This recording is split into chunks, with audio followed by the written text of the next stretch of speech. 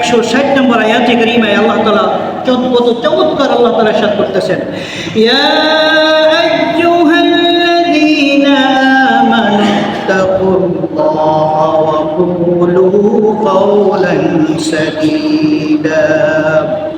হে ঈমানদারেরা, ইত্তাকুল্লাহ, তোমরা আল্লাহ তাআলাকে ভয় করো, অকুলু, আর তোমরা বলো কাওলান সাদীদা, কাওলান সাদীদা, সত্য কথা, অর্থাৎ যে কথার ভিতরে বিন্দু পরিমাণ মিথ্যা নাই, এমন সত্য কথা, যে কথা ভিতরে বিন্দু পরিমাণ অসত্য নাই, মিথ্যা নাই, ওই কথা তোমরা বলো। যে কথার ভিতরে গাম্ভীর্যপূর্ণ বিন্দু পরিমাণ রসিকতাও নাই, কোমল, যে কথা মানুষের হৃদয়ে আঘাত করে না, এমন কথা তোমরা বলো। আল্লাহ তাআলা বলতেছেন, তোমরা তাকওয়া অবলম্বন করার জন্য তোমাদের মূল শর্ত হচ্ছে তোমাদের জবান ঠিক করতে হবে। কি ঠিক করতে হবে? তোমাদের কথা কাজ এটা মিল করতে হবে। অপর আয়াতে আল্লাহ বলতেছেন, ইয়া আইয়ুহাল্লাযীনা আমানু তাকুল্লাহা ওয়া কুনু মা'আস সাদিকিন। হে ঈমানদাররা, তোমরা আল্লাহ তাআলাকে ভয় করো। আল্লাহ তাআলার ভয় তোমাদের অন্তরে এটাকে বর্ধিত করার জন্য অকুনু, তোমরা সঙ্গী হও, সাথী হও, মা'আস সাদিকিন, সত্যবাদী, অর্থাৎ যাদের কথা কাজে সাচ্চা মিল আছে, তাদের সঙ্গে হও। তোমরা আল্লাহ তাআলার ভয় যদি তোমাদের অন্তরে পয়দা করতে হয়, তাহলে কি করতে হবে? কথা কাজে মিল আছে এমন মানুষ, তাদের সঙ্গে হয়ে যাও। এই সত্য যে কথা, অসত্য বিন্দু পরিমাণ মিথ্যা নয়, কথাগুলি তোমরা বলো। কুলু কাওলান সাদীদা, তাহলে কি হবে? ইউসলিহ লাকুম আ'মালাকুম ওয়া ইয়াগফির লাকুম যুনুবাকুম। আল্লাহ রাব্বুল আলামিন তোমাদের আমলসমূহ, তোমাদের আখলাক, তোমাদের আচরণসমূহ আল্লাহ রাব্বুল আলামিন সংশোধন করে দিবেন।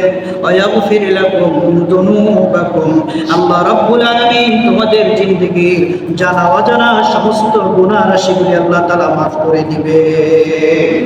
তোমাদের কথা, এটাকে তোমরা সঠিক কথা বলো, তোমরা সঠিক কথা বলো, তাহলে আল্লাহ তোমাদের কি করবেন? তোমাদের আমল সমূহ, তোমাদের আখলাক সমূহ আল্লাহ তাআলা সংশোধন করে দিবেন।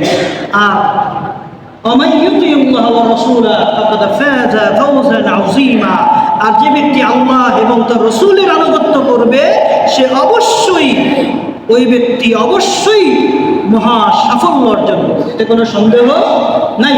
আল্লাহ এবং তার রাসূলের যারা আনুগত্য করবে, তারা দুনিয়া আখিরাতে অবশ্যই তারা মহা সাফল্য অর্জন করবে। কথা কার? আল্লাহ রাব্বুল আলামিন বলতেছেন। এজন্য মুত্তাকি হওয়ার জন্য শর্ত হচ্ছে জবান ঠিক করা, কথা কাজে। তুমি যেটা বলো, এটা যদি তুমি করো, তুমি যাহা বলবে তাহাই হবে। অর্থাৎ আমরা মুখে অনেক সুন্দর কথা বলি, কিন্তু আসলে আমার ব্যক্তি জীবনে, পারিবারিক জীবনে, সামাজিক, রাষ্ট্রীয় প্রত্যেকটা ক্ষেত্রে আমরা এটা বাস্তবায়ন করি। এজন্য তুমি যেটা বলো, ওই কথা যদি তুমি নিজে আমল করো, তাহলে তুমি যেটা বলবে আল্লাহ ওইটাই করে দিবে। তো যে কথা বলছিলাম, জবানের অনেক দাম। মানুষের দোয়ায় মরা গাছে ফুল ফুটে। মানুষের জবানটা পবিত্র, এই জন্য জবান দিয়ে অযথা ফাহিশা কথা, মিথ্যা কথা, অনর্থক কথা, বাজে কথা, এই কথাগুলি থেকে জবানের হেফাজত করা, এটা হচ্ছে মুত্তাকি হওয়ার জন্য প্রথম শর্ত।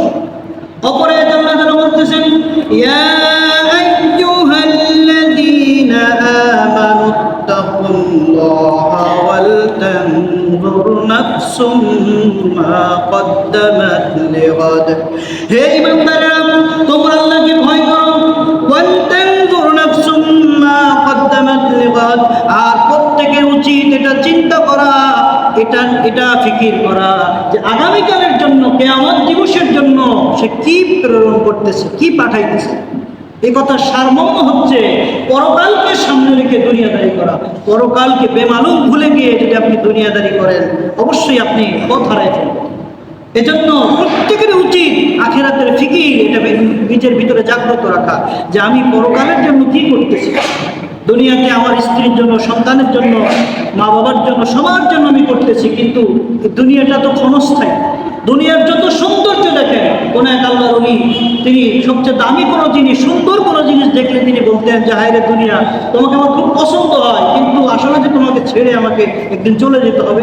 অতএব আমি অস্থায়ী জিনিসকে আমি ভালোবাসতে চাই না, আমি স্থায়ী জিনিস খুঁজছি। আল্লাহ রাব্বুল আলামিন তিনি একমাত্র স্থায়ী।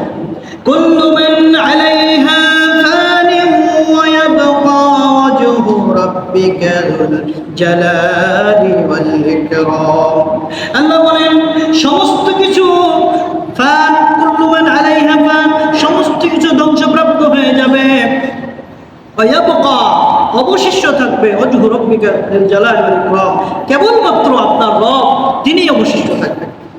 এজন্য আল্লাহ তাআলার সাথে সম্পর্ক করা, যেন নবীজি ফরমান মাসালুল্লাযী ইয়াযকুরু রাব্বাহু ওয়াল্লাযী লা ইয়াযকুরু রাব্বাহু মাসালুল হাইয়্যি ওয়াল মাইয়্যিত। যে জিকির করে, আল্লাহর স্মরণ করে, আল্লাহর বন্দেগী করে, তার উদাহরণ হচ্ছে জীবিত। আর যে জিকির করে না, আল্লাহর স্মরণ করে না, তার উদাহরণ হচ্ছে কি? সে মৃত। তো জীবিত কেন? কারণ একমাত্র হাইয়ুল কাইয়্যুম, চিরস্থায়ী চিরঞ্জীব আল্লাহ রাব্বুল আলামিন।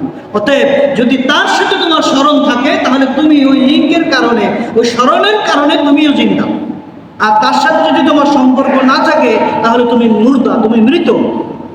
এই জন্য আল্লাহ তাআলার সাথে সম্পর্ক রাখা, এটি হচ্ছে জিন্দা। আর যার আল্লাহর জিকির যার অন্তরে নাই, আল্লাহর স্মরণ যার অন্তরে নাই, আল্লাহর ইবাদত যার ভিতরে নাই, সে হলো মুর্দা।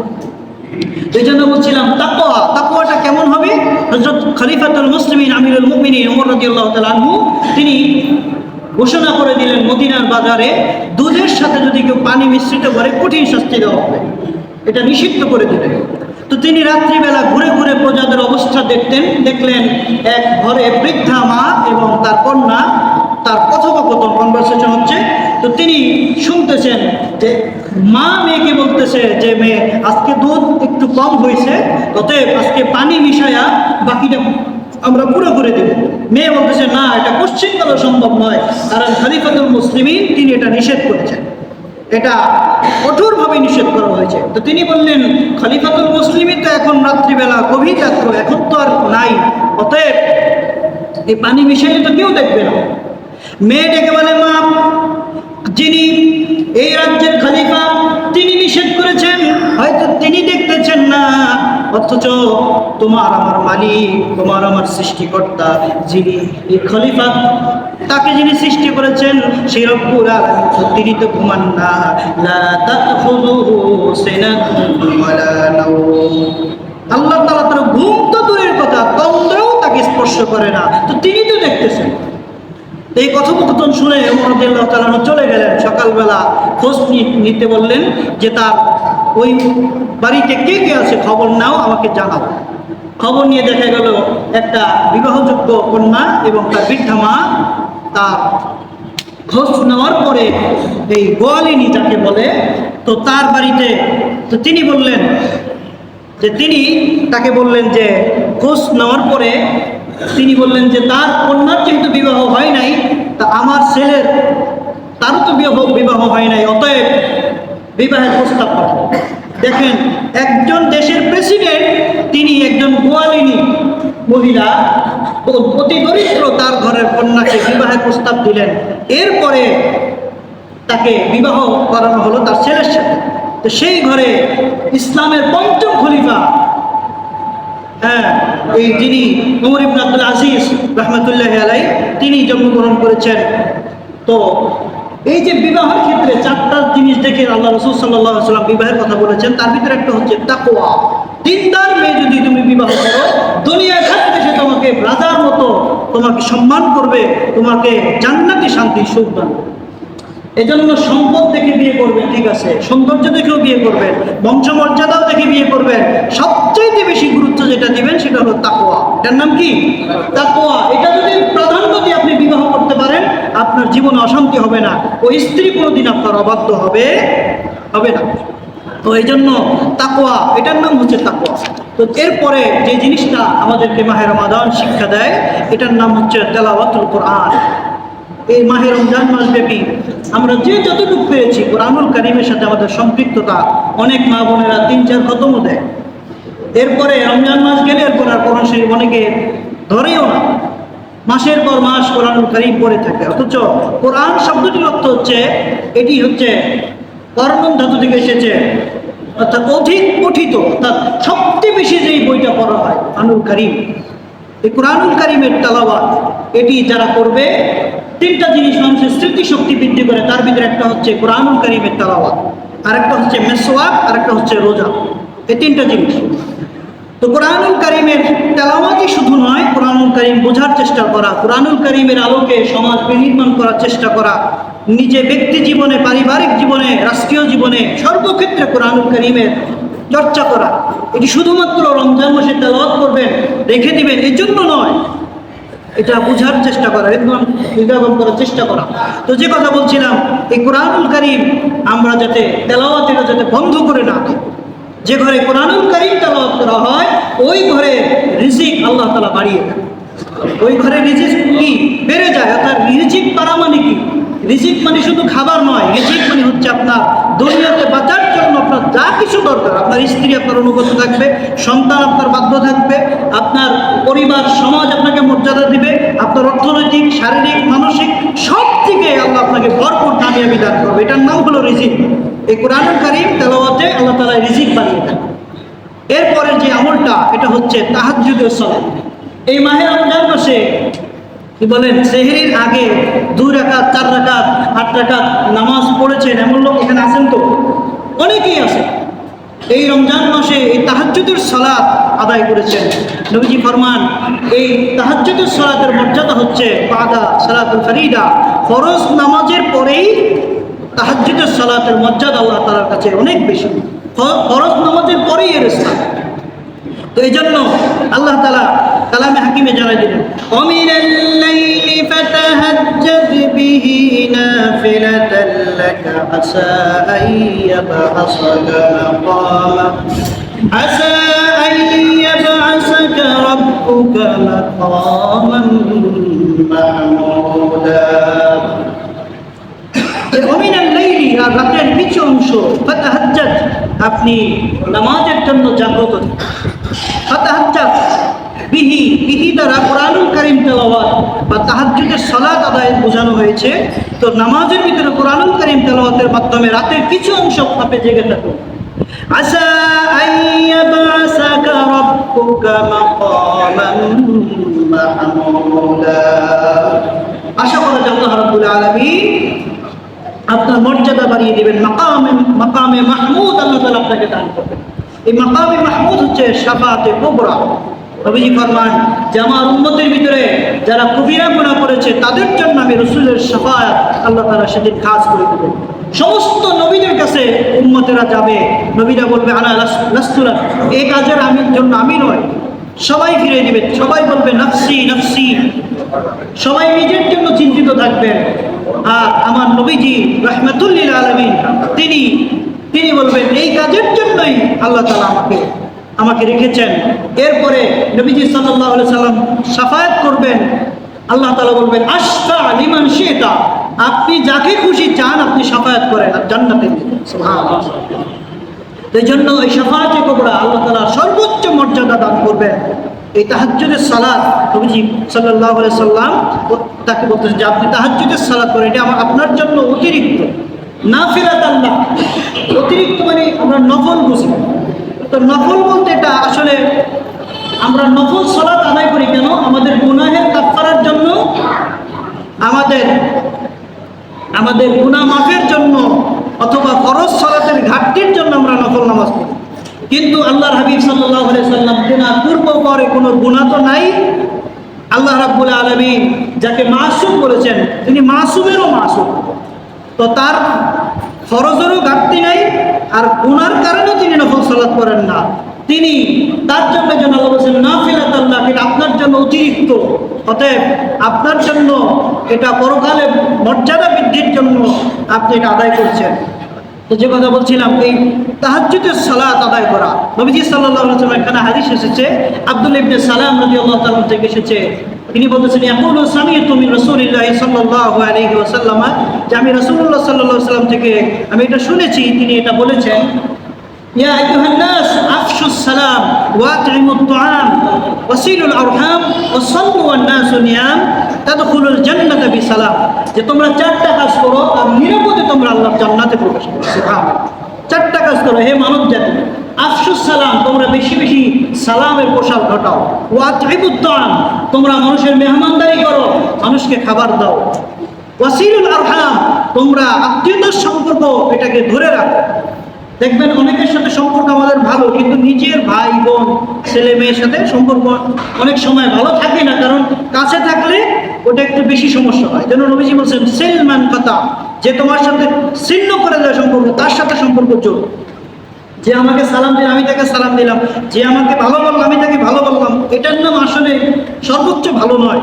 এটা ভালো, কিন্তু সর্বোচ্চ ভালো হচ্ছে যে আপনাকে গালি দিছে তাকে আপনি সালাম দিচ্ছেন, এটা হলো সর্বোচ্চ ভালো। তো এটা হচ্ছে খুলুকে আযীম, সর্বোত্তম চরিত্র। এরপর বলতেছেন ওয়াসাল্লু ওয়ান নাসু নিয়াম, আর মানুষ যখন ঘুমায় থাকে কেউ দেখে না, তখন রবের দরবার তুমি সালাতে দণ্ডায়মান হয়ে যাও। এই চারটা কাজ করলে নবীজি ফরমান যে তাদখুলুল জান্নাতা বিসালাম, তোমরা নিরাপদে আল্লাহর জান্নাতে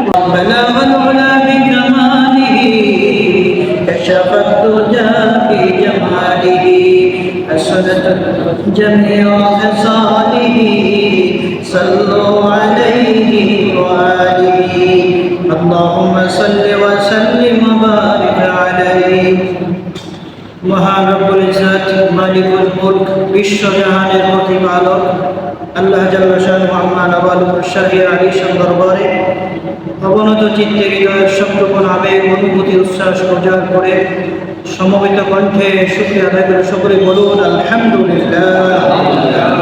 অগণিত দরুদ সালাম আল্লাহ রাব্বুল আলামিনের সমস্ত সৃষ্টির মূল, সমস্ত সৃষ্টির প্রধান আকর্ষণ, সমস্ত নবী ও রাসূলগণের মাথার মুকুট, শামসুল হিদায়াহ বদরুদ দুজা সৈয়দুস সাকালাইন ইমামুল হারামাইন জাদ্দুল হাসনাইন শাহনশাহ রাসালাত আফতাবে নবুওয়াত সাইয়্যিদনা শফিয়না হাবিবনা মাওলানা মুহাম্মদ মুস্তাফা সাল্লাল্লাহু আলাইহি ওয়াসাল্লাম আল-মুরাদি রাহমাতুল্লাহ।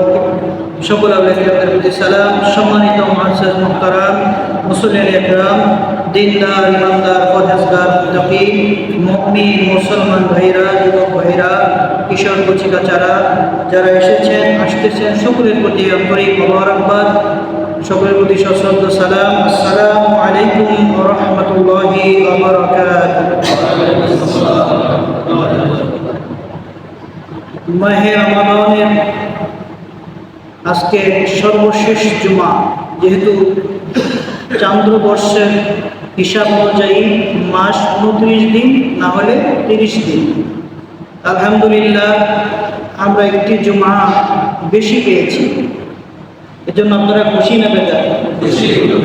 ইমানদার মুমিন মাত্রই তার কাছে এটা মনে হবে যে এই যে রমজান মাস মনে হয় শুরু হলো, দেখতে দেখতে প্রথম রমজান, প্রথম জুমা, দ্বিতীয় জুমা, তৃতীয় জুমা, চতুর্থ জুমা, আজকে পঞ্চম জুমা, মনে হয় এই শুরু হলো। আর যারা মুনাফিক তাদের কাছে মনে হবে কেন শেষ হচ্ছে না, তারা তড়িঘড়ি করবে। আজকে আমরা এই শাওয়াল মাসের পূর্বে যে জুমাটি পেয়েছি, মাহে রমাদানের পঞ্চম জুমা, আল্লাহ রাব্বুল আলামিন আমাদেরকে সুযোগ করে দিলেন সুস্থতার নিয়ামতের সাথে জুমার সালাত আদায়ের লক্ষ্যে আসার তৌফিক দান করেছেন। এই জন্য আল্লাহ তাআলার দরবারে আমরা শুকরিয়া আদায় করেছি। আজকে মাহে রমাদানের সর্বশেষ জুমায় যে বিষয়টি আলোচ্য, আজকের অত্যন্ত গুরুত্বপূর্ণ বিষয়, রমাদান পরবর্তীতে আমাদের করণীয় এবং শাওয়াল মাসের বিশেষ আমল সম্পর্কে এবং মাহে রমাদানের শিক্ষা, আমরা এই মাহে রমজান থেকে কি শিক্ষা নিতে পারি এবং যে বিষয়গুলি আমরা আমাদের জীবনে ধরে রাখবো। মাহে রমাদানের মাসব্যাপী যে প্রশিক্ষণ, যে ট্রেনিং আমরা নিলাম, এটাকে ধরে রাখার ভিতরেই আমাদের সার্থকতা। কি বলেন, ঠিক কিনা?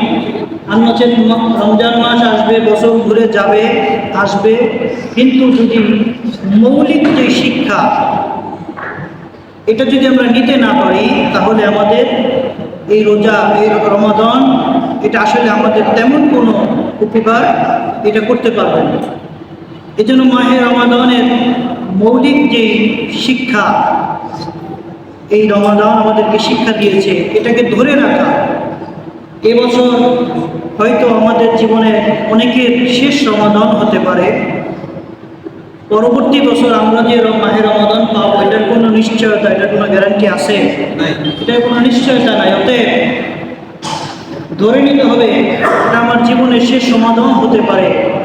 অতএব আগামী রমাদান আমরা পাই বা না পাই, অন্তত পক্ষে মাহে রমাদানের শিক্ষাটা এটা যদি আমরা নিতে পারি, তাহলে এটা নিয়ে আমরা যদি কবরও যেতে পারি, আল্লাহ তাআলা এই উসিলায় আল্লাহ তাআলা আমাদেরকে মাফ করে দেবেন।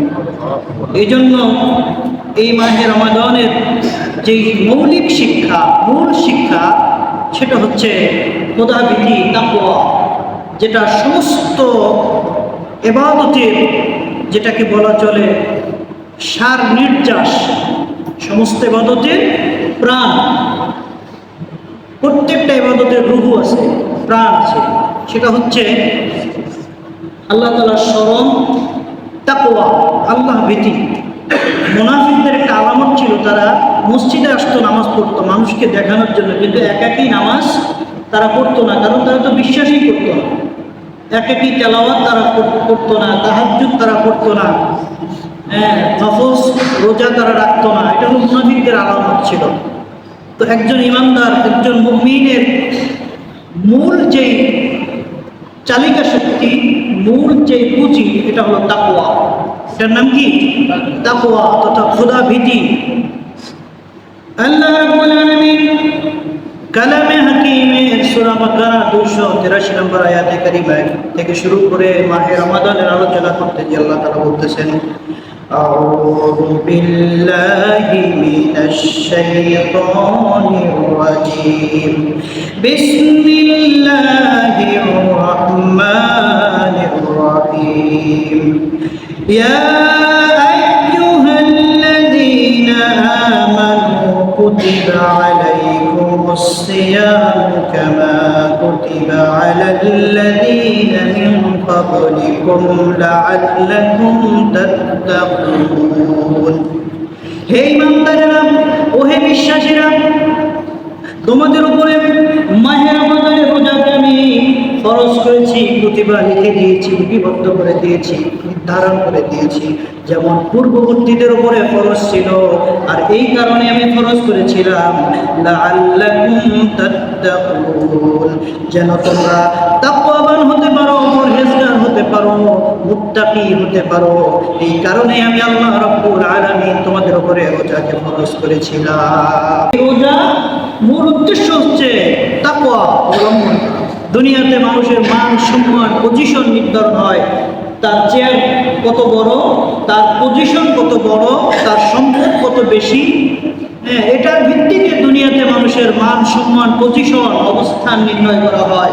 আর আল্লাহ তাআলার কাছে মানুষের মর্যাদা নিরূপিত হবে, ইন্না আকরামাকুম ইনদাল্লাহি আতকাকুম, নিশ্চয়ই আল্লাহ তাআলার কাছে তারাই সম্মানিত হবে। আল্লাহ তাআলার কাছে তোমাদের ভিতরে যারা সবচেয়ে বেশি পরহেজগার, মুত্তাকি, তাকওয়াবান, তারাই হবে আল্লাহ তাআলার কাছে সবচেয়ে বেশি মর্যাদাবান, সবচেয়ে বেশি শ্রেষ্ঠত্বের অধিকারী। এজন্য মাহে রমাদান আমাদেরকে তাকওয়া শিক্ষা দিয়েছে।